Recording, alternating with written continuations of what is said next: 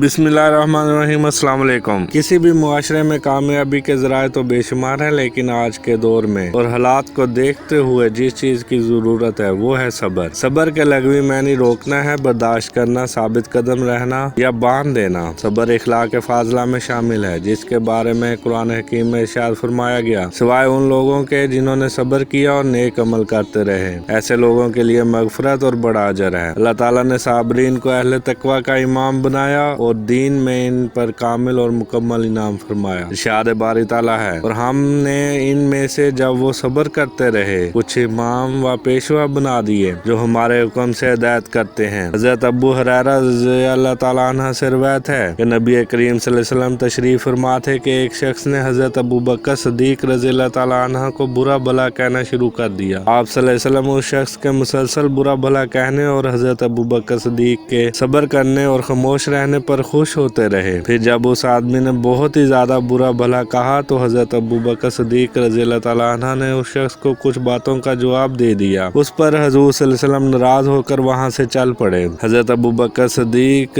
رضی اللہ تعالیٰ عنہ آپ صلی اللہ علیہ وسلم کے پیچھے پیچھے پہنچے اور عرض کی، یا رسول اللہ صلی اللہ علیہ وسلم، جب تک وہ شخص مجھے برا بھلا کہتا رہا آپ صلی اللہ علیہ وسلم تشریف فرما رہے، جب میں نے جواب دیا تو آپ صلی اللہ علیہ وسلم ناراض ہو کر چل دیے۔ آپ صلی اللہ علیہ وسلم نے فرمایا، جب تک تم خاموش تھے اور حالت صبر میں تھے تمہارے ساتھ ایک فرشتہ تھا جو تمہاری طرف سے جواب دے رہا تھا، پھر جب تم نے اس کی باتوں کا جواب دیا وہ فرشتہ چلا گیا اور شیطان آ گیا۔ جس جگہ شیطان ہو وہاں میں نہیں رہتا۔